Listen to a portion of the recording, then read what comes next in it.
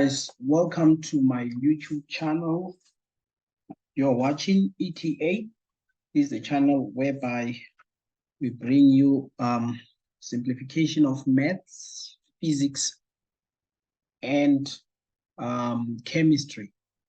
So if you haven't subscribed, please don't forget to subscribe, like, and share this video. Guys, today I'm going to be doing three very important topics in physics: the Doppler effect, electrostatic, and electricity.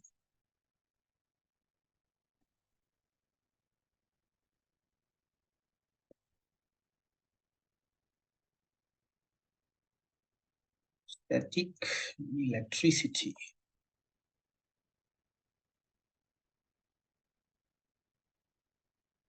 Guys, don't be electrocuted by this lesson, as I believe. All right. I'm going to start with Doppler.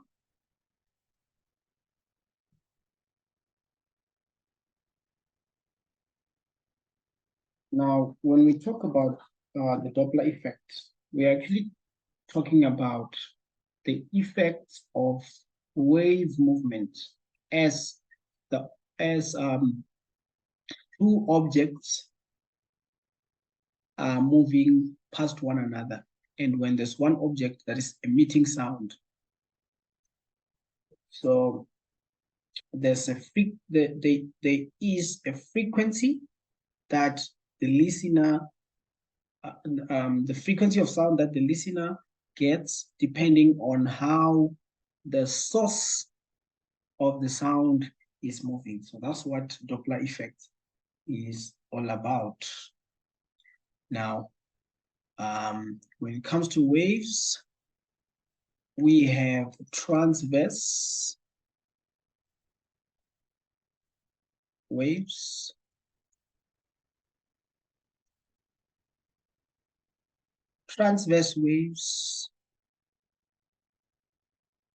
these are transverse waves. Particles are moving up and down, perpendicular to the wave direction. This happens with light waves,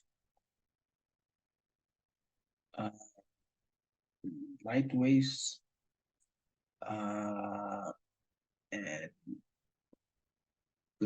or electromagnetic waves. And we also have longitudinal.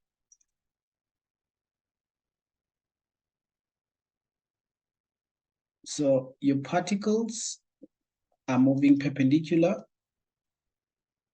to the wave direction.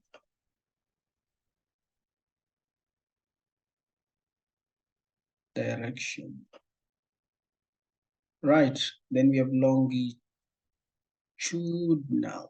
waves. Now, with these ones, the particles are moving parallel to the wave direction.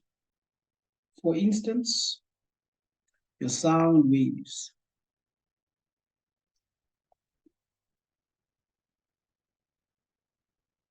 So this is what happens.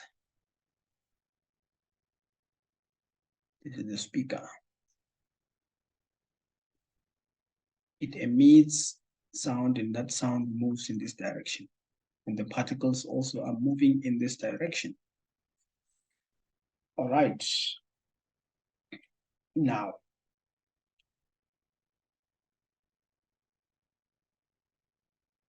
what is the frequency?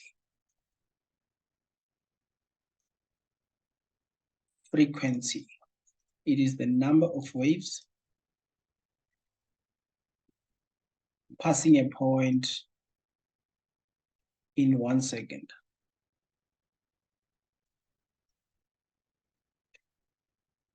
All right. Now, what is the speed of light?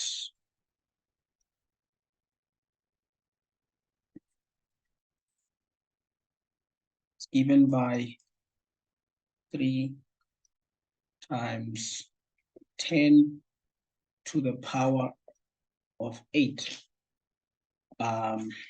Speed is measured in meters per second. That's very fast, isn't it? Yeah, so the speed of light is given by 3 times 10 to the power of 8. Now, the speed of sound is given by speed of sound given by 343 meters per second. All right. Now, for those of you who follow military news, we know of the supersonic speed. Or the supersonic speed is it is a speed that exceeds speed of sound.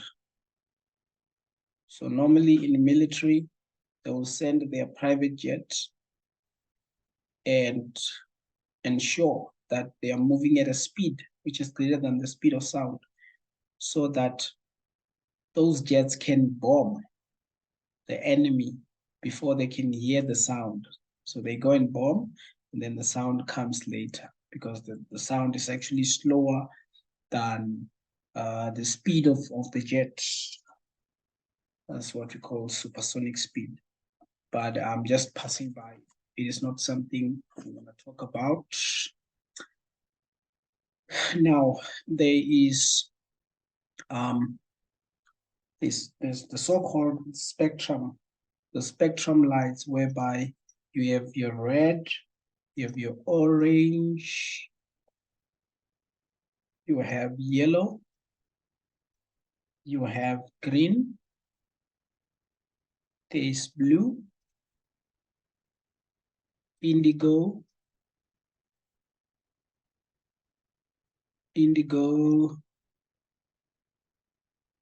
violet. All right. Now, with these colors, the frequency increases in that direction.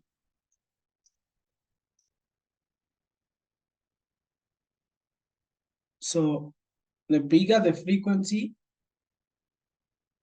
the smaller the wavelength.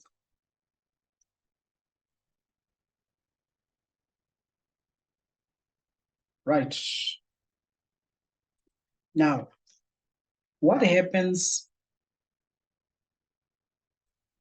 to the sound emitted by the source?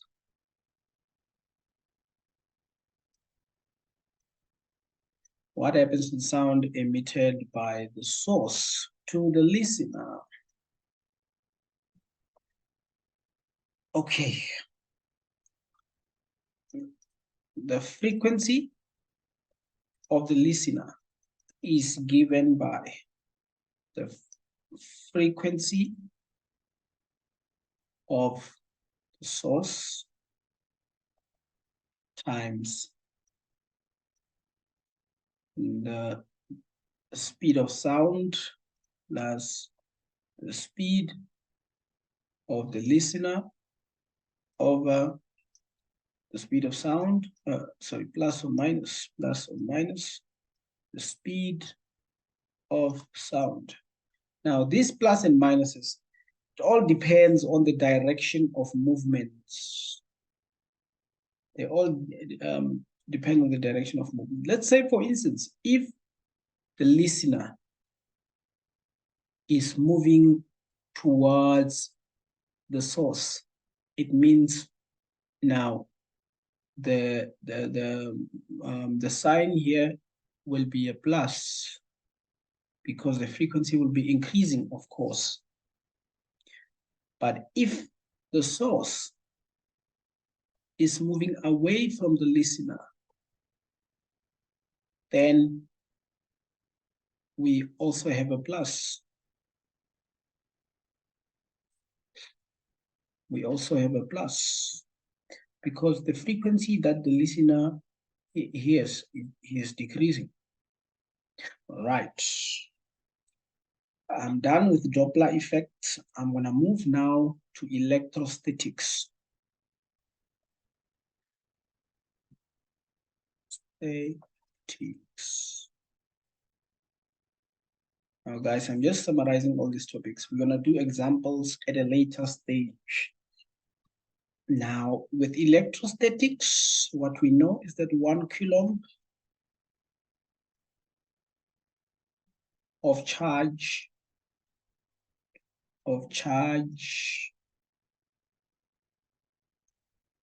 equals to 6.25 times 10 to the power of 18 electrons. So whenever you have 1 coulomb of charge, you have about 6.25 times 10 to the power 18. That's massive number of electrons. But anyways, now that means 1 electron has a charge of 1 over 6.25 times 10 to the power 18, which is 1.6 times 10 to the power of minus 19. This value is very important. We're going to use it later. Now, Coulomb's law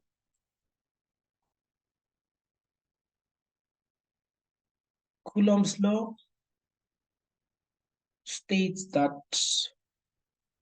the force that two charges exert on each other is given by Q1 over R squared times K. So what happens is that the force is directly proportional to the product of the forces, but inversely proportional to the square of the distance between the particles. All right. Now,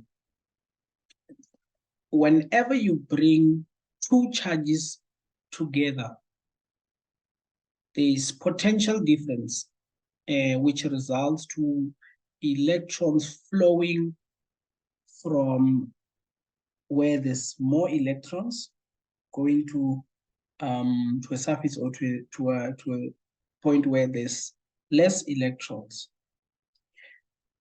So let's say, for instance, if you have, say, -5 of electrons, -2.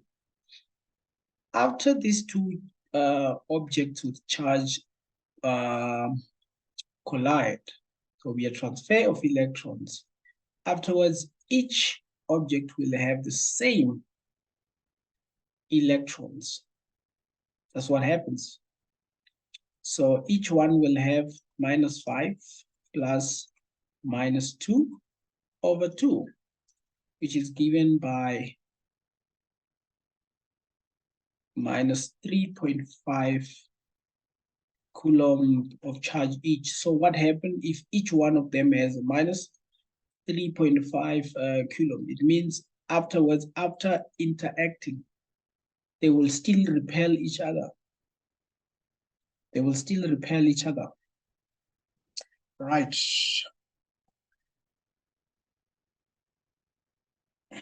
Now, the number of electron transferred, as we all know, we have talked about this value, which is in coulombs. The number of electrons transferred the electrons is given by the number transferred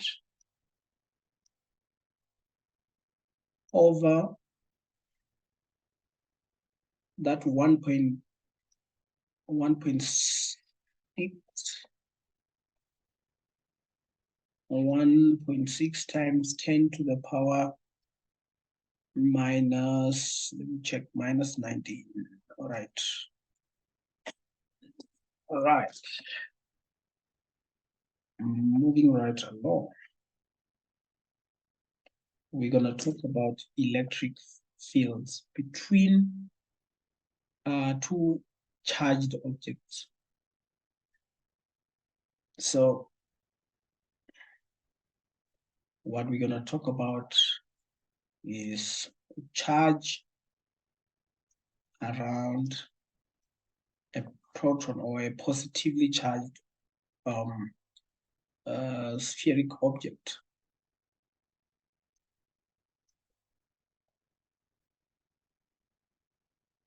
No, sorry, my bad.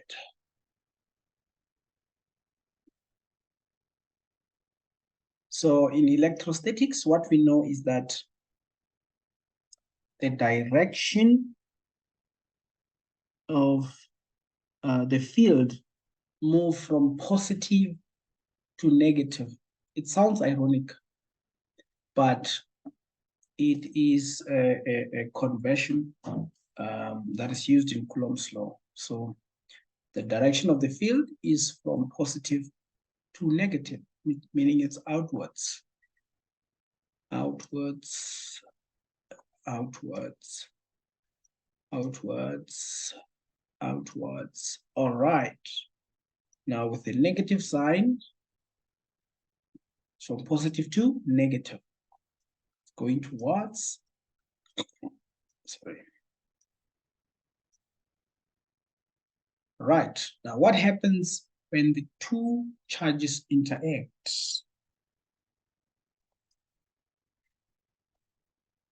We will have something like that.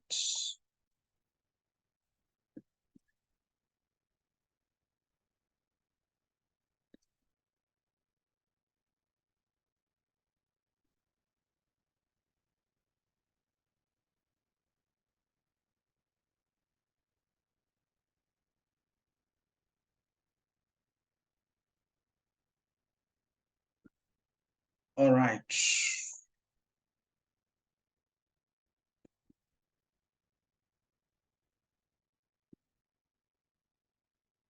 All right. Now, what happens if two like charges meet, say positive, positive? They will repel. These arrows will repel.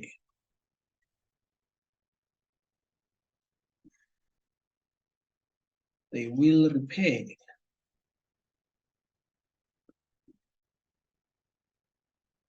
They will repel.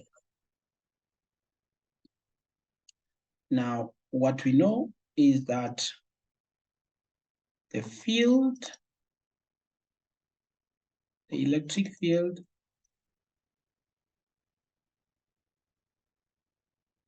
has the following properties. First one, it is always perpendicular to the surface of charge.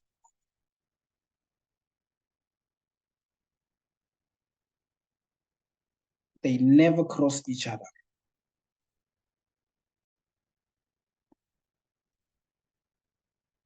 So if we are marking your papers in exams and we see your fields crossing, you're not going to get the marks. All right. The closer they are,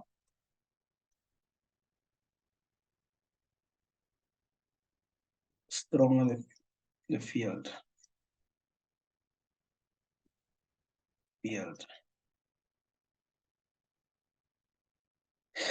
and they move from positive to negative. Right. We are done with electrostatics. Gonna start a new chapter, electricity.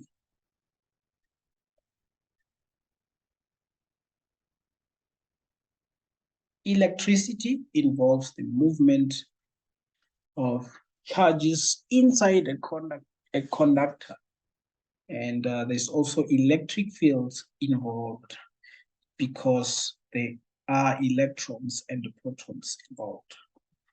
Now, the potential difference is given by work done by the amount of charges that have flown within a conductor. All right, this can also be given by work done over current times time. Why? Because the current is given by the amount of charges that passes a point in a conductor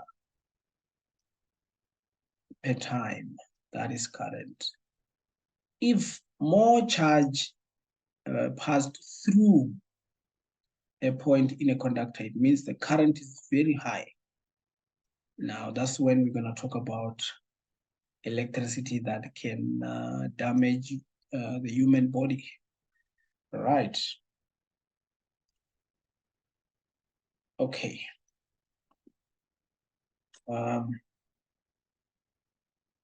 Something that I forgot to talk about, it is the electric field. The electric field is given by KQ over R squared. So the electric field, we assess the electric field that is exerted by a charged object, an individual charged object.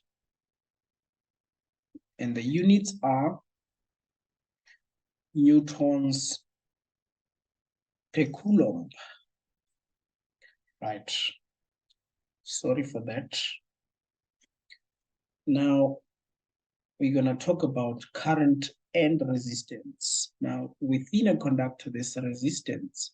And this resistance, what are the factors that influence resistance? The longer the wire, greater the resistance. Right? And the thinner the wire,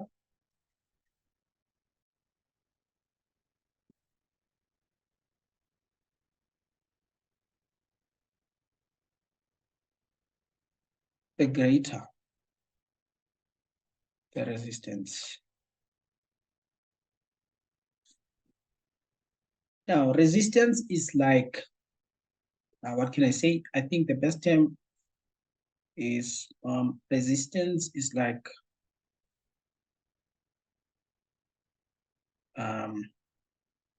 it is the amount of stoppage that the particle electrons are getting whenever they are trying to move through a conductor. So it's like pipe. It's like a pipe. If the pipe is longer, it means it will take longer for the water to go through the pipe. And also, if the pipe is thinner, it means it will be hard for the water to pass through the pipe. All right. The other thing is the temperature. Greater the temperature,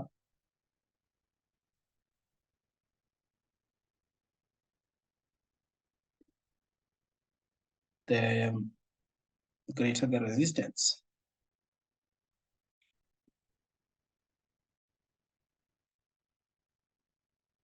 And lastly, it also depends on the material that you use. For instance, like copper has a very low resistance. That is why it is used a lot in electrical connections. That's why in South Africa, there's a lot of cable theft.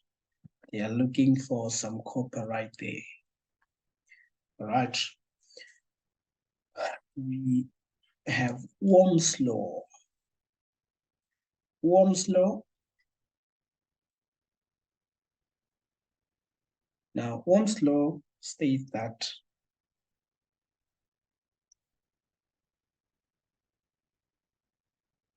the resistance is inversely proportional to the current and directly proportional to the potential difference.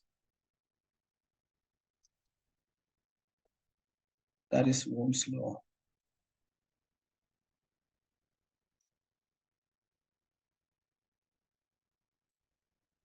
Now, let us look at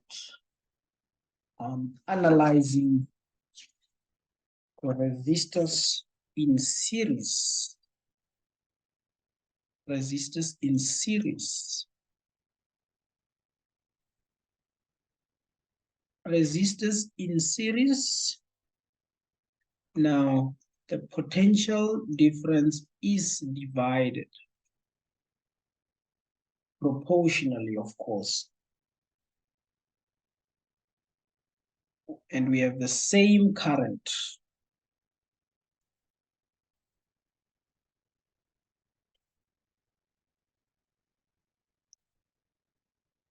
So this is what we have.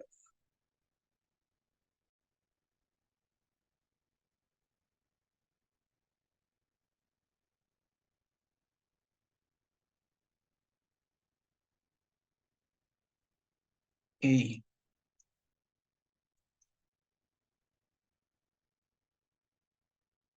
I don't know if this conversion is right, but anyways, what happens is the current is going to be the same, but the voltage or the potential difference between the 2 points will be different. All right. Now, parallel resistors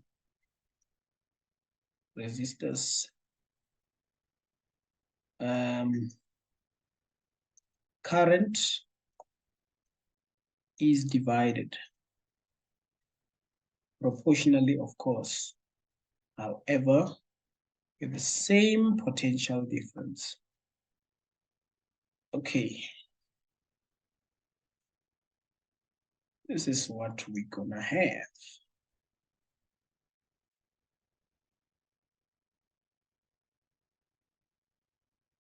Okay. The current is divided. Current is like a flow. So if you have 2 pipes and there's water flowing here, the other water will flow into this pipe, or obviously, and then the other will flow in that direction. All right.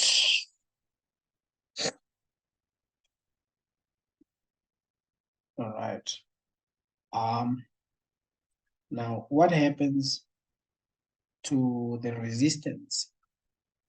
Now, the total resistance between 2 parallel resistors is given by 1 over R1 plus 1 over R2 resistor number 1 and resistor number 2. Yes. So what you're going to read on the battery is the electromotive force, or the EMF. And the EMF is given by the current, total current, multiplied by the total resistance in the system plus the resistance within the battery, unfortunately.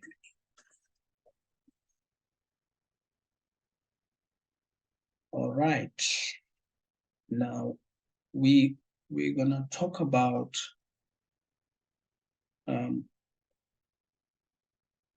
ohmic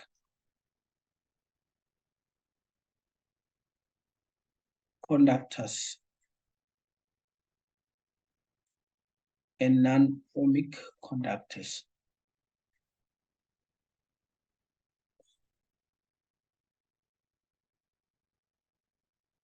Right?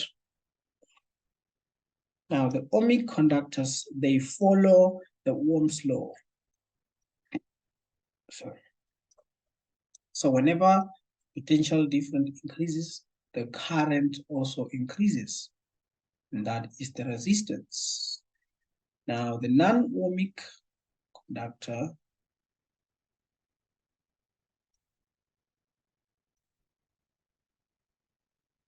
the slope of the graph is not constant. All right. Now the energy,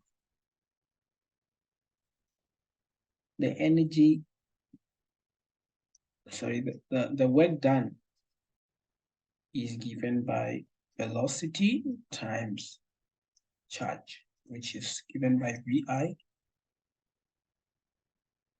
V times IT, because Q equals IT. This can also be written as, this can also be V squared over R, or I squared R times T. Now, the power is given by, it is the rate of work done, that is power. So it can be equal to VI, because VI, because there your time vector will cancel out, because we are dividing by time. So this is given also by I squared R, which is equal to V squared over R. All right. We came to the end of this lesson. Thank you guys for being part of all my lectures. Please don't forget to like and subscribe if you haven't done so. Please share and make sure that we can grow this community and we can share education to all. Guys, I'll see you on the next one.